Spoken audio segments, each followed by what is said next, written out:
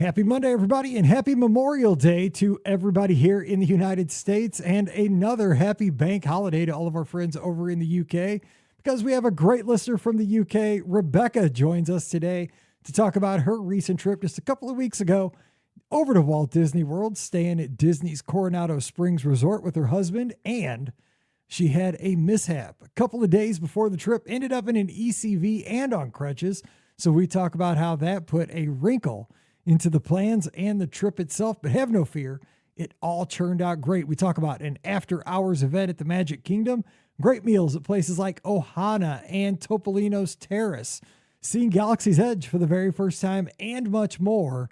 It is such a fun trip report today. I know you're going to love it, so stand by for a virtual trip to Walt Disney World. Don't forget, today's podcast always brought to you by the Magic for Less Travel. We'd love to help you plan your next Disney adventure for no additional cost to you. Check out all the details today over at themagicforless.com. Please also use our Amazon affiliate link when you shop online.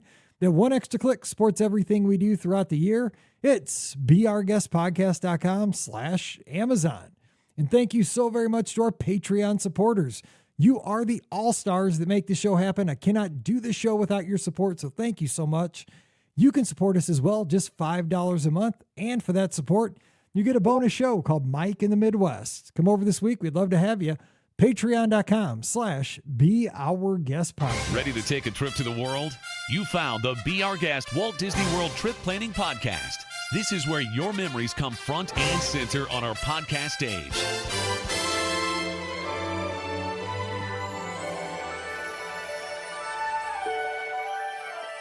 Welcome to episode 2698 of the Be Our Guest Walt Disney World Trip Planning Podcast. I'm your host, Mike Rallman from beourguestpodcast.com and one of the senior agents over at the Magic for Less Travel. Happy Monday to you and happy Memorial Day to everybody here in the United States of America. Take a few moments today as we do get out there, grill those hamburgers and hot dogs, and, again, celebrate the unofficial start to summer, to remember those folks who gave the ultimate sacrifice over the years to give us the great country that we have. Just take some time there and pass that information on to the younger generation. Let them know why we celebrate Memorial Day. Great time to reflect on that. And I just found out in the pre-show, no kidding, that today is also a bank holiday over in the UK, because apparently you guys get them about every third Monday, which that means, I hope last night we had a big UK contingent for the live call-in show.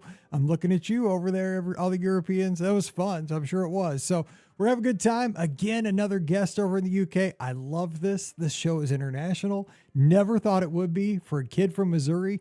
I cannot tell you how I'm living my dream with every one of these podcasts. Staying up late with us today to talk about a trip that just happened just a brief 2 weeks ago. We're talking to listener Becca. Becca, thanks for hanging out with us and staying up very late over in the UK. What's going on? No, thank you for having me on, Mike. I've been a fan of the podcast since, I think, 2018. So it's really exciting to finally get to do a trip report. It's so scary because you say 2018. I'm like, wow, you just started listening. And that's almost like 7 or 8 years ago now, because that was 10 years into the podcast. It's so scary. Oh my gosh. But thank you for listening. I love it. Let me ask you that. I never asked this question, but how'd you find the show? I'm kind of curious about that. So my dad is a really big Disney parks and Disney podcast fan. So I think he's been listening probably since close to the start. So yeah, that's how I found the podcast. Super cool. That's just, it blows me away because I'm sitting here literally in my daughter's old bedroom in the basement in the middle of the United States in Missouri. And here we are talking Disney, 2 different continents. Again, technology is amazing. And I love that Disney can bring friends together like nothing else. It's just, it's an amazing thing. So excited to have you on the show. We're going to get to talk about my favorite. I think it's kind of, I don't know if it's my favorite resort, but it's kind of like my all-star resort. And I'm not talking about the all-stars like sports, music, and movies. It just kind of, it just always works for me. And it's Coronado Springs, where you stayed here recently. But before we dive into that, because you had a bigger trip and you had some circumstances that I think will help other listeners, Tell us about your Disney fandom over in the UK. You mentioned your dad's a Disney fan. How did you grow up Disney? How did you get bit by the bug that you're here on the show today? Yeah, so I think my dad sounds like he's probably quite similar to you in that he didn't go to the parks growing up, but got to do a trip as an adult and kind of fell in love with them. So he trained us up to be Disney fans pretty young. So I think I went on my first trip at 3 to Disney World, and then we went every 5 years or so growing up. Obviously, it's a long way, but we did sort of 2 or 3 weeks at a time, so really made the most of it, and got to go to Disneyland Paris in between as well. So yeah, I've grown up being a Disney Parks fan. And then we did a trip for his 60th birthday for marathon weekend. So we all did the half marathon together in 2018. And that really started the fandom for me. So that's when I got into Disney podcasts and really got into the parks there. And this is the first time that I've managed to get back to Walt Disney World since. So let me ask you a couple questions about some of those previous trips, because I'm always curious about that. So give me a reflection on that, because I'm a runner, right? I'm sitting here rocking today. It's a little bit cooler. I mean, even though it is the unofficial start of summer, we got a little cool front that came through here in the Midwest. Rocking the Dopey Challenge hoodie, which I love. Thanks to Dr. Young out on the West Coast who helped me get this. I appreciate that internally. But what memory do you have from that Run Disney weekend, that marathon weekend? Because those are such different weekends, but getting to do that with your family, with your dad. I mean, do you still look back on that 2018 trip very fondly? I mean, that seems like it'd be a really cool thing. Yeah, we talked about it quite a lot. It was really great. So we went as part of quite a big family group. So my aunt, my dad's sister and her family came, as well as my mom, my sister, my husband. And the 5 of us ran the half together. I remember getting up really early and it being freezing. So that bit wasn't great. But yeah, just the experience of getting to run through the parks was amazing. Even on this trip, as we drove through to the Magic Kingdom, thinking we ran through that was amazing. So yeah, I mean, I think even if you're not a runner, even if you want to just do the 5K, walk it, it's such a cool experience. I agree with you 100% that, you know, I've done those races many times at this point, but my favorite race weekend was 2017 for me. And it's the time I did the Dopey Challenge with my daughter and Scott. We did it all together. We did all 4 races all together. And it was just that we did them together. You know, it's that we were there suffering, you know, through the 5K, the 10K, the half marathon. We did the half marathon unofficially because that's the year that it got rained out. And we had to do it in the. We did it the year afterwards, and we were kind of worried that we might end up having to do a full if it got rained out. Right. You know, it's one of those things like, but it had a story, right? I would not remember the 2017 half marathon if not for that. That medal is still one of my favorite medals. I remember it's got like an X on it because it had a story behind it, but it was because of the friends I was with. You know, Scott's like my brother. My daughter ran it with me. She's never done one since. I mean, it must have it really left an impression with her because we fought a little bit in the full marathon day because we were like, we are not quitting. We're not getting slow. But it was a story, you know, and it was a memory. And that's kind of what Disney's all about. And you're right. Like now when I ride around on the buses, like if we're taking a bus from Pop Century, like I said, to the Magic Kingdom, I'll point to my wife, you know, go down World Drive. Like I've run down this road a bunch of times, like right there. She's like, yes, we know. The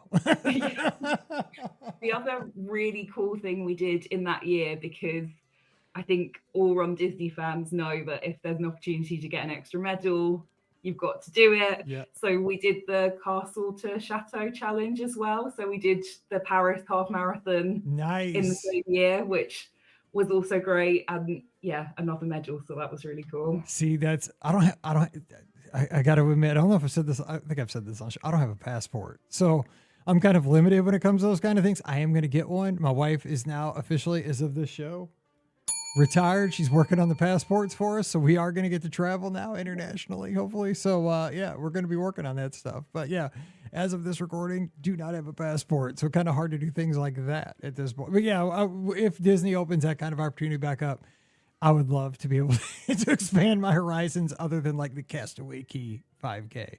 That's about as international as I got.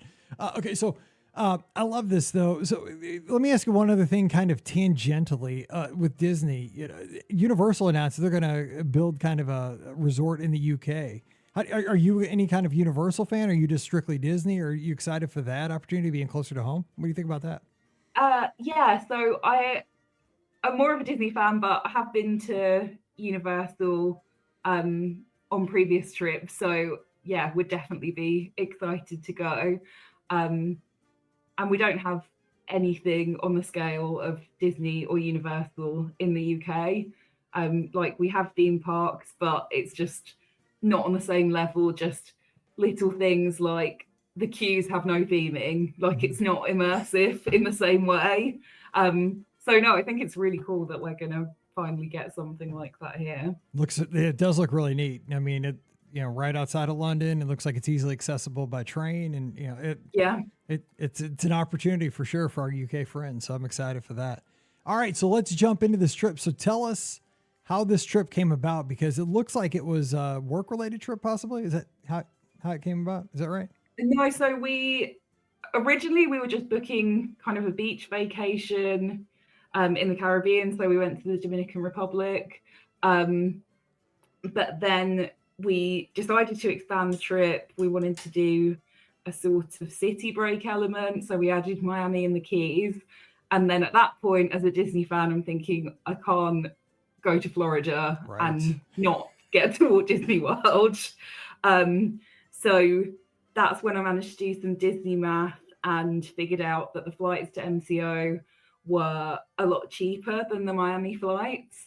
So I managed to persuade my husband to add 4 days at Disney World. He is a Disney fan too, but he isn't really a fan of the rides. Like anything more intense than Big Thunder Mountain would make him feel sick. So he really liked the group trip that we did, because if I wanted to go and do something more intense, he'd be able to hang out with someone else. So I think he had some reservations about going on a trip, just the two of us.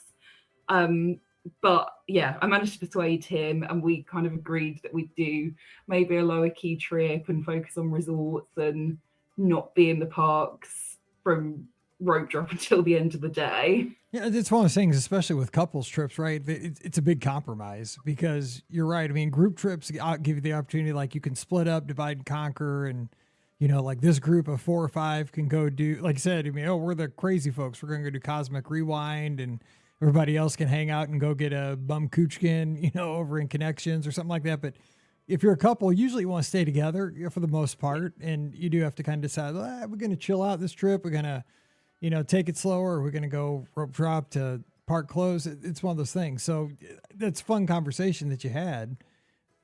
So did you guys, were you able to stick to it? Enjoy it. By the time we got there, he was asking, is there any way we can extend the Disney World days? Nice. I knew he'd be into it when he got there. I love it. Okay, that's a good sign. That's a good sign right there. So let me ask you in the pre-planning, like how I just love hearing this stuff, because like we're all different levels of insane when it comes to Disney planning and stuff. What's your level of planning? Like, are you a spreadsheet person? Are you somebody who's always crunching the numbers, who's always going on the websites and checking park hours and all that? Like, how far out did you start putting things together? You a last minute person? Like, where do you fall on the scale of putting this trip together? Kind of in the middle. We sort of talked about the things that we enjoyed from last time and any ADRs that we really wanted, and then I diarised at 60 days and had the point where I knew I needed to book them. So yeah, we didn't do it hour by hour or anything, but had a rough plan going in of what we wanted to do. Yeah, because I've had guests that have sent me their spreadsheets, like color-coded and time-stamped, and like they've had timestamps for like restroom breaks. I'm like, oh man, that's a lot. I'm like, I don't know myself that well, but That's the thing. Seriously. But I mean, it's like they want to have a plan, and it's like that's how some people roll. I'm totally the opposite, right? I just go down there. I don't have an ADR, most of the time when I roll, and they're like, "You're a travel agent, you don't have an ADR." I'm like, "Yeah, I just, that's my life." Like, I'm super laid back, but it takes different kind of people to make life exciting. But I learn from everybody. It's why I love these Monday shows, because I get a nugget from every guest that comes on, and it's so fun for me. So you guys stayed at Coronado. Of all the resorts you could pick, it's right in the middle. I mean, and to me, I've always said this, I think it's kind of the best value. It's kind of like, it's the moderate. You guys were in the tower too, so it feels deluxe in the moderate category. Great location, but you had all the choices. So why Coronado? Like, why'd you pick it? So I really love resorts, but when we went for my dad's 60th, it was over New Year's. It was obviously an expensive trip, so we went for a value and stayed in Art of Animation, and it was really great. But I really wanted to show Mike, my husband, maybe a deluxe resort, because I knew he'd really like that experience. So I started off looking at some of the deluxe resorts, kind of discounted Yacht and Beach Club because of the Stormalong Bay refurb. We were looking at Animal Kingdom Lodge for a while, and I was about to book it, but then I found a really good deal for the Coronado Tower. So I thought, actually, some of the money we save on that, we can, spend in the parks. And felt like the podcast had encouraged me to go for Coronado. And especially felt like the tower, like you say, it feels really deluxe, doesn't feel like a compromise. So we were really happy that we went for Coronado. It's so nice, especially the tower feels really luxurious, even though it's moderate. Yeah, it's super. I think it's a super good value. Like, I mean, you can usually catch a good discount on it most of the time too. It's got great dining on site. The dig site pool's a great area with a nice little pool bar. I just love the vibe of it. I love the background music. It was just, you got Maya Grill's, one of my favorite restaurants. If it had the Skyliner, it would be everything. But good location, bus service is pretty good there, so I don't mind. I mean, you guys were there, as a couple. What about amenities there? I mean, did you enjoy like Barcelona Lounge? Do you have any dining there? What'd you think? Yeah, we went to the Dahlia Lounge on our first night, which was really great. The sliders there were amazing. We got straight off the plane, dumped our bags in our room, and then went straight there, really. So that worked out really well. Really good selection of drinks and quite a nice relaxed vibe. But then you've got the terrace there as well, so you can sit outside. So that was a really nice spot. On our first day, because we'd flown in quite late, we sort of had a relaxed start and went to the dig site pool, which is a really great pool. It is. It was Cinco de Mayo, so we had margaritas at like 11 o'clock on our first day at the pool. That's vacation right there. That's what I'm talking about. And I mean, I'm going there. I'm going down for something with Pam for the agency. We're staying at the Contemporary for just 2 nights, but I'm going the night before just so I'm there. And of course, I booked Coronado for the night before and just getting there, like, in the evening. But I'll probably grab something I go to Rick's. That's my place. I'll grab like a steak sandwich or something for dinner. Just hang out at the pool for like an hour and go to bed. It's got a great. I just love walking on the boardwalks out there by 3 Bridges. So it's so photo. I have so many pictures on my phone of Coronado Springs. It's unbelievable. Like, I can't stop taking the pictures of that place. It's just amazing. All right, so let's jump into talking about kind of how the trip unfolded. So, give us kind of a little play by play. You get there, you have the long flight. How does that affect how you get because you said you kind of dropped your bags, chilled out at the resort. Does it take you a little bit to catch up coming over? Like, how do you get rolling with the trip? Yeah, we're lucky because we're going west. Yeah, that's true. Instead of east when we fly over. So it wasn't so bad in terms of jet lag. We just stayed up until the time we should be going to bed in Florida, and that worked out well.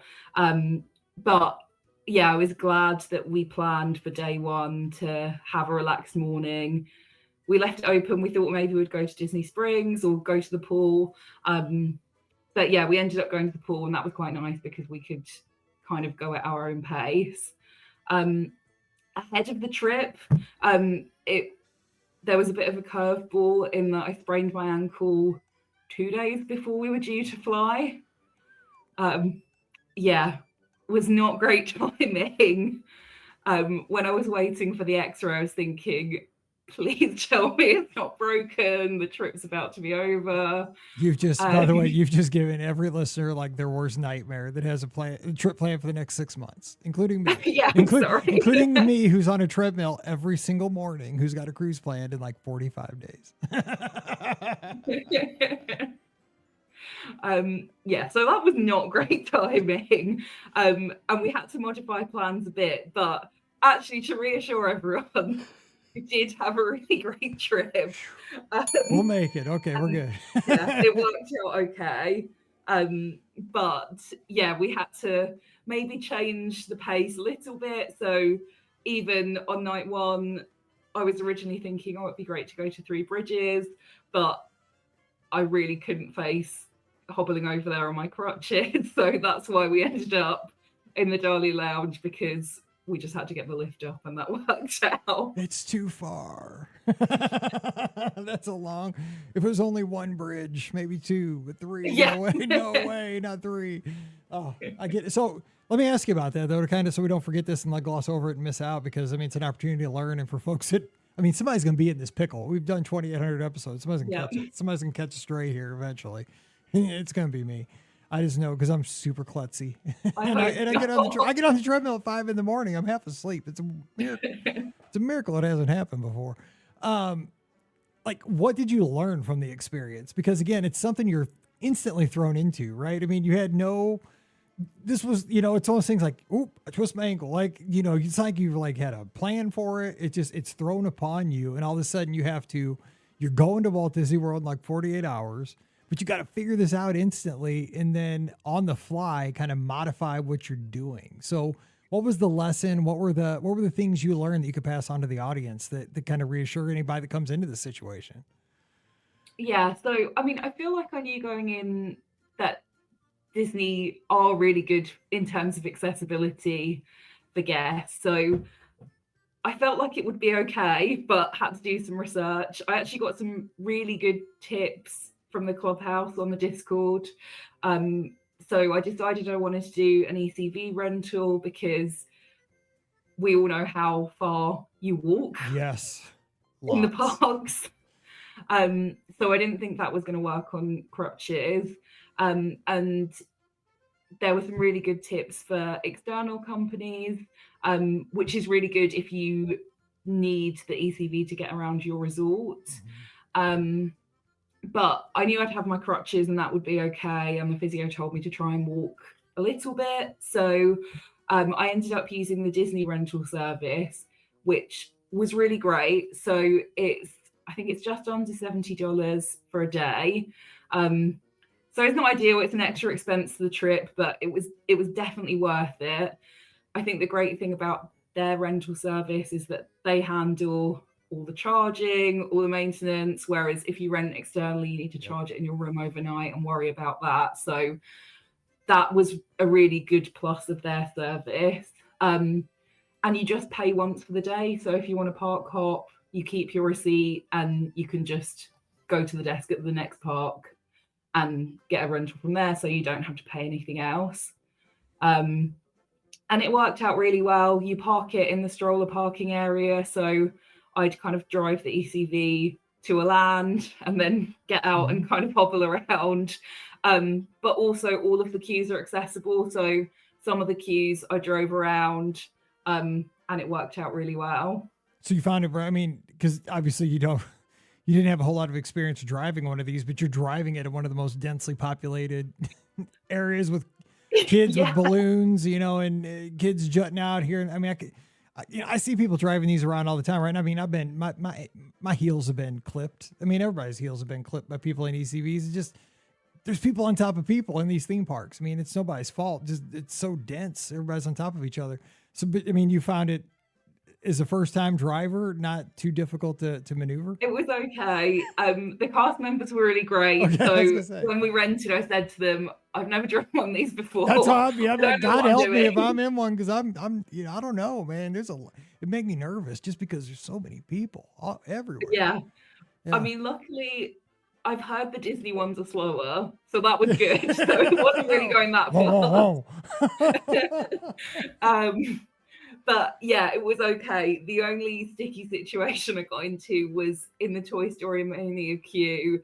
I kind of didn't judge the turn right and got stuck. Oh no. So then when you reverse, it really loudly beeps. So it's like everyone in this queue can see me trying to maneuver out of this.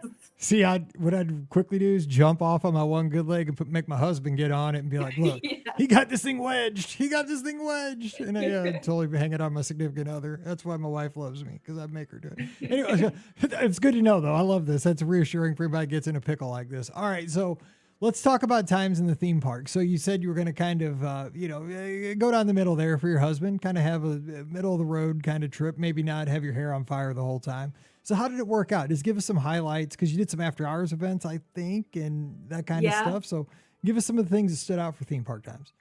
Yeah, so because we knew that we had limited time, especially for us when we're used to going for 1-2 weeks at a time when you come over from the UK.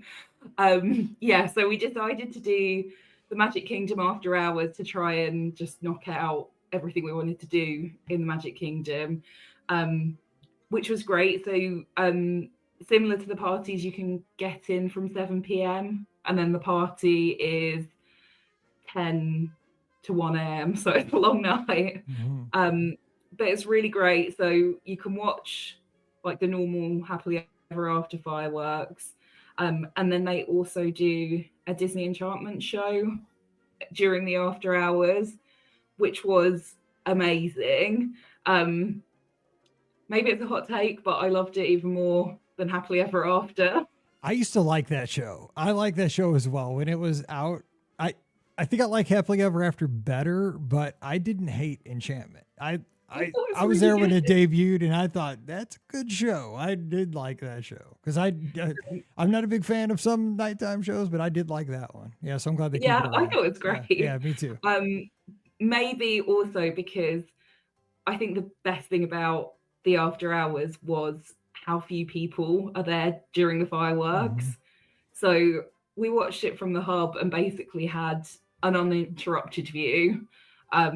Lots of people were sitting down as well, so you could see the projections so clearly. So that made it amazing. I think we've done the dessert party once, and the view for this was even better. Nice. So I felt like the ticket price was worth it for that alone.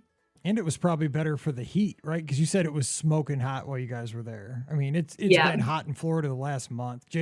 Jason over in the clubhouse, who lives in Celebration, right outside of Walt Disney World. And Pam was down there last week telling us about it too. I mean, the first thing we connected to record the show, she was at Saratoga Springs. I was like, hey, what's going on? It's hot. I didn't even, she didn't even say hello. That's all she said was, it's so hot. I mean, it's been hot down there. So I'd imagine, that's a way to it's got to pay extra, but it's a great way to avoid crowds and avoid the heat and to really maximize your time, because you're just rolling through everything. Yeah, exactly. And in terms of the access to the attractions, the queue times were great. So because of the sprained ankle, even though I had really wanted to try Tron, I decided to skip that. That's a good call, because that thing cranks down on your leg. A half-hour line. Well, and have you seen how it goes down on it latches down on your calf? Yeah, I thought that's I would not mess with anything with it. When you said that, I'm like, oh my gosh, I remember, because that thing, it kind of cranks down on your lower leg. Oh my, yeah. And then if it hurt, and then all of a sudden, pew, and Everybody says that's a short ride. That would not be a short ride for somebody. It's like, oh my gosh, my ankle's hurting. Yeah, that would. Oh my god, like my heart kind of fluttered when you said that for a second. So I mean, cut you off. I'm like, that'd be a nightmare with a sprained ankle if it got like in the wrong like twist or something. Oh, whew, Yeah. I'm good call. I'm glad you didn't ride it. Next time, it'll always be there.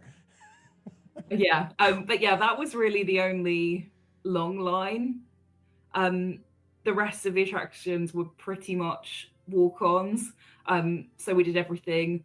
We ended up doing Buzz like 10 times in a row because they were just kind of waving us through. Nice. And that one's going away. Or it's going to be down here for a long time. They're going to be updating it soon. So that's good.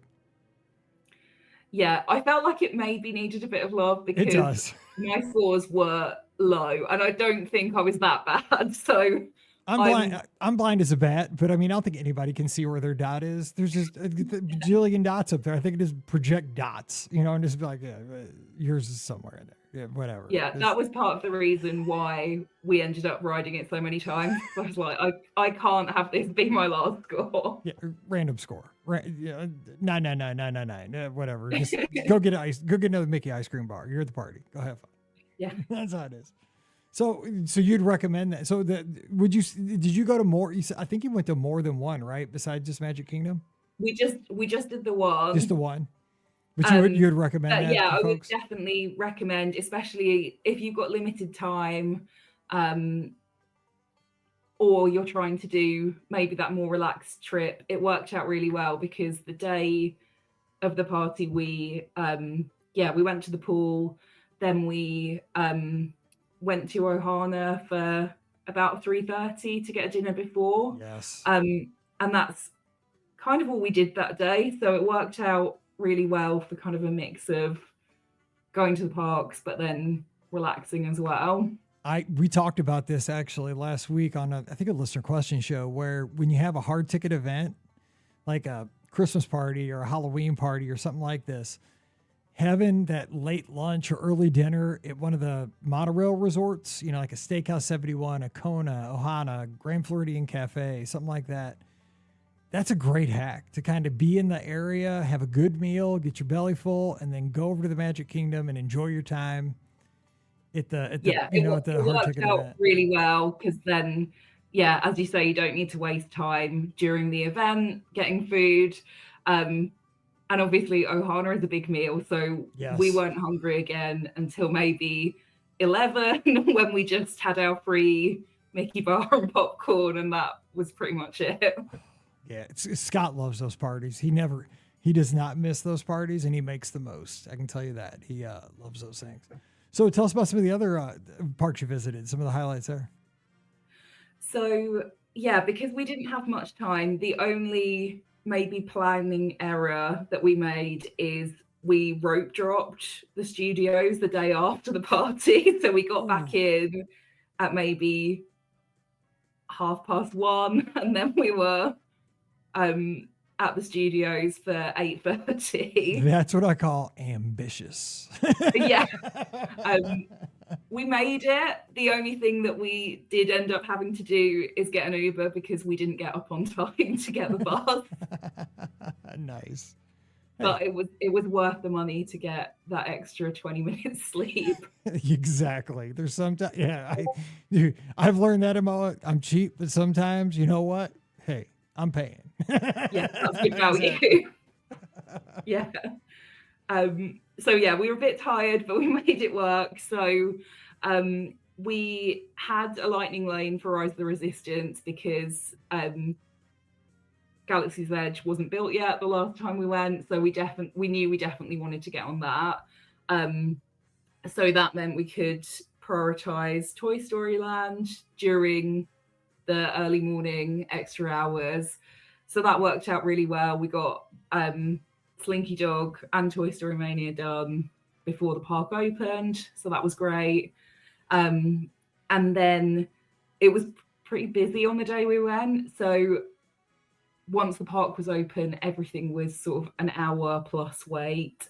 So we ended up just taking in Galaxy's Edge because it was the first time we went there, and getting breakfast at Ronto Roasters and kind of relaxing while everyone else was running onto the first queues. So what did you guys, I love hearing like first, because it's been a while, but like what were your first impressions of like seeing the Millennium Falcon, seeing the land? I mean, and are you guys big Star Wars fans? Yeah, we're big Star Wars fans, especially my husband. So yeah, we loved it. It's just so immersive. I almost cried the first time I saw the Millennium Falcon. I mean, because it was right. I was 4 years old when Star Wars came out in '77, so it was my childhood, right? And I mean, I had the little toy, the Millennium Falcon. I flew it around as a little kid, and then you walk up on that sucker and it's full size. I'm like, oh my god, it's right here. I still remember that day. I'll never forget it for as long as I live. I hope everybody always has that. I hope everybody of my generation or, younger generations too, that have fallen in love with Star Wars has that experience. I mean, doesn't matter how good you like, how much you like Smuggler's Run, or I think Rise is amazing. I'm not a big simulator guy, so Smuggler's Run, the ride, it's okay. But being in the land and just walking up on the Millennium Falcon, that's all I need. Like, it's just like, oh my God, there's the Falcon. It was amazing. Yeah. And just the level of detail, just everywhere you turn, that kind of marketplace area. Mm-hmm. Yes. That really blew our minds as well. Totally. And we were really lucky, like, as we walked into the land, Mandalorian was there with Grogu basically as we arrived. See, so that was really amazing. I haven't seen the Mandalorian yet. And I've been to Disneyland too. I just haven't caught him. So, and Grogu, got to catch him too. But I've had a ton of breakfast Ronto wraps. Those things are amazing. So good. Oh my God. Yeah. The other thing I definitely recommend is we split a Ronto wrap, and it was like an overnight oats thing with these pearls that had fruit juice inside them that kind of burst when you eat them. That was really great as well. And it was kind of a good lighter option because we'd had Ohana last night, so maybe we couldn't have done 2 Ronto wraps. You still had the Ohana hangover. I get it. I get it, man. That stuff's like gets inside you. I've been there many times. Yes, and I'll think about it because I might end up at the studios for breakfast here in the next couple of weeks. So nice. I'll be looking for that. All right, so give us a couple more highlights from the parks. I love hearing about this. Good stuff. Yeah, so we did Muppets because I'm a big Muppets fan, so that was a priority. I needed to get one last. So sad. Poor yeah, Sam I mean Eagle. the makeover of my mind's gone blank. Rock and Roller Coaster. Yeah. That sounds great. So I'm glad we don't lose the Muppets. That's true. At all. That's true. Yeah, Muppet Vision is amazing. So, and it was really nice to see it was packed. That's how it always is. Yeah, everyone else was having the same idea as us. It's packed now that it's going away. Yeah, where were you last year, people? I bet it was me too. I mean, I always win at least one time a trip, but I'm a nostalgic guy. I mean, I also go to Monsters Inc. Laugh Floor. I don't think many people go to. Do you go to Monsters Inc. Laugh Floor? I do. I don't think many people do. We didn't on this trip. See, but that's why that'll go away next. Kind of tired and probably not on our A game, and I thought, I know we're going to get picked on for a joke, and I don't want that to happen. See, it takes kind of person. I don't care if they call me. Like if they do, I'll dance. I'm an idiot. I'll dance or I'll be that guy, whatever. But I didn't know this versus extrovert show. I was kind of in the middle, but I thought sometimes I'm happy to be picked on, but on that day, no. I had no idea that people would not go into that show because they were scared to death of being picked. Like that never crossed my mind until we did that show. And I'm like, people like, I will not even look at that. I will not even look right when I walk into Tomorrowland because I'm scared to death of going into that. I'm like, what kind of person would not even go into that? It's so funny. No, I will never go into that. I'm like, okay, we are different people. Anyway, so now did you guys spend some time over at Epcot? Yeah, so on that day, we finished up at the studios. We did Ogre's Cantina as well. That was really amazing. And did our Rise Lightning Lane. And after that, we got a friendship boat to the Boardwalk Bakery for lunch. Oh, that's a good place. Underrated. Always forgotten. I think it's underrated. We really loved the boardwalk last time just to wander around, so we knew we wanted to go there. Then we had a midday, well, kind of mid-afternoon break and went to Epcot in kind of late afternoon, mainly to focus on Flower and Garden. Because I hadn't, other than Festival of the Holidays, I hadn't ever seen a festival there, which is probably rare because I know it seems like there's always one. Just say it's usually there's something going on. It's hard to miss a festival, but apparently you're good at it. That's good. It's So that was great. We kind of made sure we saw loads of the topiaries and tried some of the booths. So if anyone's going, I think the best stuff we ate was there's this Florida strawberry shortcake dessert, really good. There's a Florida booth that's right by Communicore Hall, so you can get the dessert and then get inside to some air conditioning to eat it. Two awesome things: strawberry shortcake and air conditioning. God bless America. Yep. Boom, right there. So yeah, recommend that. The other good stuff we had, there's this tostada in Mexico that's like this massive tostada with like beef and guacamole. That was great. Now you're talking my language too. Yeah. Oh my gosh. And they have an elderflower margarita. That was also really great. Rolling. We are rolling right here. That's good stuff. So yeah, we kind of just relaxed and made our way through different food booths. So that was really good. So you didn't force your husband on Cosmic Rewind, right? You didn't do that. No. I'd also listened to everyone saying about how the motion sickness was a possibility. I mean, it gets me, but it doesn't get a lot of people. I think it's very individual, but it does get people. I mean, but your mileage may vary. It will vary. It definitely will vary. Because some people, it doesn't touch. I don't know. It's a great ride, though. Yeah, I'm sad we missed it. There were a few times, just because of the sprained ankle and the short trip, that we missed a few things. But as we were going around, we were just saying, we're hopefully going to come back. Yeah. I'm sure my dad will listen. And we were saying, he needs to do a 70th birthday trip. That's coming up in a few years. Let's go, Dad. Let's go. Come so, on. Yeah, that's if you're listening, we've already decided that's what we're doing. Oh, he's totally got it.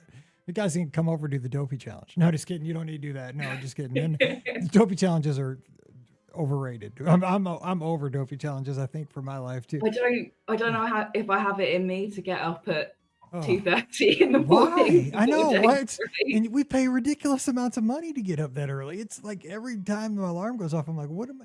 I'm supposed to be on vacation. I'm in Florida. I'm down here where they got all the good food, these fun rides, these great shows, and I'm getting up at 2:30 in the morning to walk out in the middle of a parking lot. What am I? And then I'm running for 5 hours. What am I doing?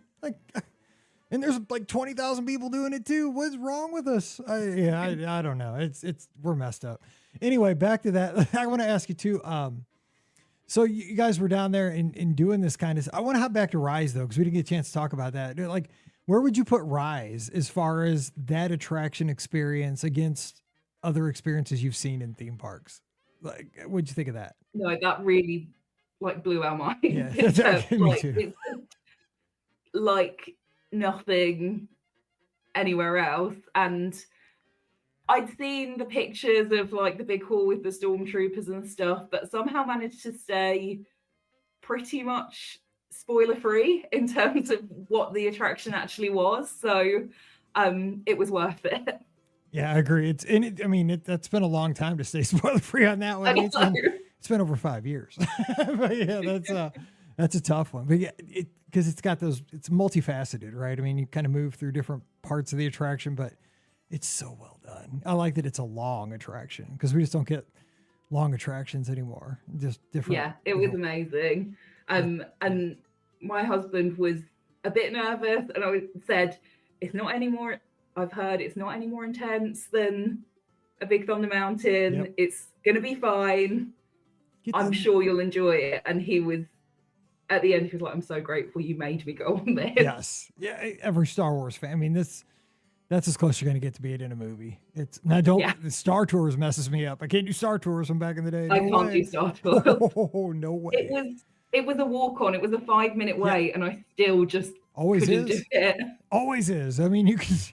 I want to do it because like it just looks so cool, right? You can walk under the AT-AT. You're in the indoor forest. It just but I just can't. My daughters can. Everybody can, but me.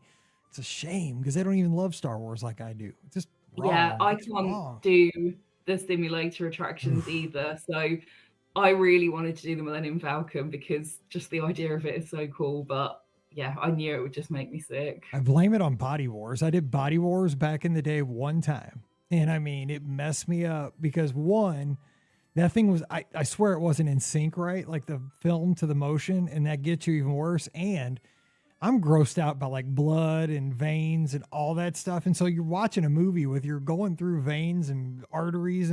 I mean, that's disgusting to me. Like that's grossing me out like in the first place. And the thing's not seeing, I mean, it's my worst nightmare. Like I was like, oh my, and you're closed in a little, cube. Oh my gosh. Yeah. I get nostalgic about past attractions as well, but that is not one that I'm sorry to have missed. Pass. Exactly. That one can just, we can keep that one on the shelf. We do not need to bring that one back. So I saw in your notes too, you guys also did Topolinos. Yes. Nice. So that is obviously a really hard ADR to get hold hardest, of. I think. Yeah. And yeah, while I was planning, definitely a shout out to the clubhouse. Everyone was really useful. Everyone was great. So I was disappointed I didn't get that ADR at my 60-day mark. And everyone said, keep checking. It will come up. You'll find one. And we did. So it was great advice. If you just keep, once every few days, look on the app, they do keep popping up. And it was definitely worth it. So we got sat right by one of the windows, so we got a really nice view of the Skyliner. So that was really nice. As a long-time listener, I've heard Ricky talk about the steak and eggs, so I felt like I had to go for that. I don't know if I take Ricky's advice on dinners, but I mean, you can, I guess. Okay. It really lived up I to wouldn't the take mine hype. either. Hey, don't take mine either. I'm a simpleton. I mean, but yeah, maybe Scott's. Pam for sure. Pam, I would go Pam first, Scott second, and then Ricky and me. No, don't follow us. Well, on that occasion, it was a great recommendation. It was really good. All right, Ricky, you came through once. All right. Yeah, it was really delicious. And our server gave us a tip and said they don't put it on the menu, but with every dish you get a bonus side dish. So I was kind of debating whether to go for the steak and eggs or the waffles. But a mini waffle could be one of the bonus side dishes. So that's the tip. I would definitely get that. It was like a waffle with this orange cream and some kind of lavender sauce as well. It was amazing. It just sounds fancy. I mean, it's Topolino's, right? It has to sound fancy. It was really fancy. Yeah. Like in my life, a waffle, the only thing I put on a waffle is maple syrup. Like it's Topolino's, it's lavender. I'm like, what? Lavender, but it's Topolino's. It's not maple syrup. Exactly. Sounds good. But yeah, it was great. And obviously, because it's such a hard ADR to get, I was worried it might feel a bit crowded, but it really doesn't. If you want, you get a lot of time with the characters, and you didn't feel kind of rushed to finish your breakfast. It was a really great experience. It was definitely worth putting the time in to get the ADR. And that's always good to hear because that is the toughest ADR, at least probably top 3 for sure, ADR to get. And you always want the experience to meet the work you put into to securing the ADR, that like Cinderella's royal table, that you don't want to be disappointed that, I've looked forward to it for so hard, then I got it and I've been so excited because I secured the ADR, and then, the experience doesn't meet the expectation. So I'm glad it did for you. So you would do that again, it sounds like, in a heartbeat. Yeah, definitely. Cool. So we're getting kind of towards the end of the show here, but any other highlights from the trip that you'd like to share? Like, you know, whether theme park, resort, shows, anything like that you guys saw, anything like special cast member interactions, stuff like that? Yeah, we really liked the last nighttime show I saw in Epcot was the New Year's Eve version of Illumination. So Which it was a high bar. cannot be topped, ladies and gentlemen. Cannot be topped. I'm just saying. And it didn't beat that, but I did really like Luminous. Nice. I thought, yeah, so that was really great. We had a really good viewing site, kind of straight on, like in between Spaceship Earth and the lake, kind of halfway. So you got to see, because I don't know if everyone knows, but the lights on Spaceship Earth sync up to the show as well. So it was worth trying to stake out a spot where you could see both. Nice. Yeah. So yeah, that was a really great experience. And generally, for anyone worried about going with some mobility issues or some extra needs in terms of that, all of the cast members were so nice. Like really couldn't fault them at all. We had a really great experience at Peter Pan during the party, where that was the first day that I'd rented the ECV, and I was kind of nervous about driving it through the queue. And it was a half-hour wait. So we talked to her and I said, oh no, thank you, but I don't think, I'm not confident driving it through the queue yet, and half hour is too long for the crutches. And she said, okay, come with me, I can get you onto the ride now. So that was sweet. really amazing. Well, I mean, think about that though. Like if it's your first day on an ECV, one, Fantasyland is insanity. Like, I wouldn't want to be anywhere around Fantasyland on ECV ever. But like the Peter Pan queue is super skinny too. Like, I mean, that's like the first time. If you know anything about skiing, like downhill skiing, it's like putting skis on for the first time and being like on a black diamond run. Like, what are you doing? Like, hello. Like, come on now. But thank God that and I love cast members that read the temperature of the room, right? She read the room. You were kind. Let's this isn't hard. Let's get you on the attraction. It's the right thing to do. I love that. That was really, that made our night because it was the one attraction that we had left to go. So that was really lovely. But overall, I think my highlight was just, it was, like I said, it was a bit of a stressful 48 hours leading up to the trip. And there were points where I thought, I don't know if this is going to happen. Am I just going to be in my hotel room in Coronado for the whole time? And then kind of getting onto Main Street and like, I've made it, the trip's happening. That was really amazing. Well, Becca, I'm so glad the trip happened. You've been smiling the whole time retelling the story, and it's made me so happy, and I'm sure it's made our listeners so happy getting to take a virtual trip down to Walt Disney World. I'm so glad it worked out for you, and we get to interact with you over in the clubhouse, and what a great way to start the week with us here on the show. So thanks for staying up super late with us here on the podcast, and hope to talk to you again sometime. Do you guys have any, I mean, probably unofficially, but you eyeballing any trips here in the not so distant future? Got anything kind of thinking about it? Yeah, unofficially hoping for that maybe 70th birthday trip as a family. But yeah, we've been talking about maybe going to Disneyland Paris later this year or next year to kind of get a Disney fix in between. Got to do it. Well, thanks again for hanging out with us, and I'm so glad to have you part of the Be Our Guest podcast family.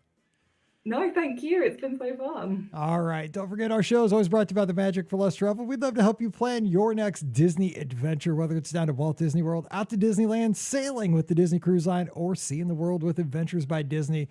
We'll help you plan that trip for no additional cost to you. Check out all the details today over at themagicforless.com. Please also use our Amazon affiliate link. It's beourguestpodcast.com/Amazon. Just click through that link and it supports our show with each and every purchase. So we appreciate that so much.